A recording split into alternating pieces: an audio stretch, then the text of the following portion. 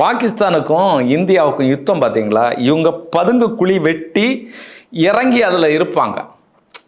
அந்த யுத்தம் வரும்போது அப்படி மேலே எழும்பி வந்து எதிரிகளை தாக்குவாங்க. கரூர் சம்பவத்தில் பார்த்தீங்கன்னு சொன்னால் இந்த பதுங்கு குழியில் இருந்தவங்க அப்படியே இருந்துட்டாங்க, மறந்துருச்சு அவங்களுக்கு. அதனால தான் இந்த துயரங்கள் எல்லாம் நடந்தது. இவ்வளோ பாதுகாப்பு கொடுக்குறாங்கன்னு சொல்லக்கூடிய நீ விஜய் பேசிட்டு இருக்கிற போது கீழே விழுந்து கிடக்கக்கூடிய நபருக்கு மேலே நின்றுட்டு தான் நீ ஃபோட்டோ எடுக்கிற, செல்ஃபி எடுக்கிற, வீடியோ பிடிக்கிறங்கிறது தெரியாமலே இத்தனை நபர்கள் வந்து செத்து இருக்கிறாங்க. நீயும் அப்படி தான் இருக்கிற, உன்னுடைய தலைவனும் அப்படி தான் இருக்கு.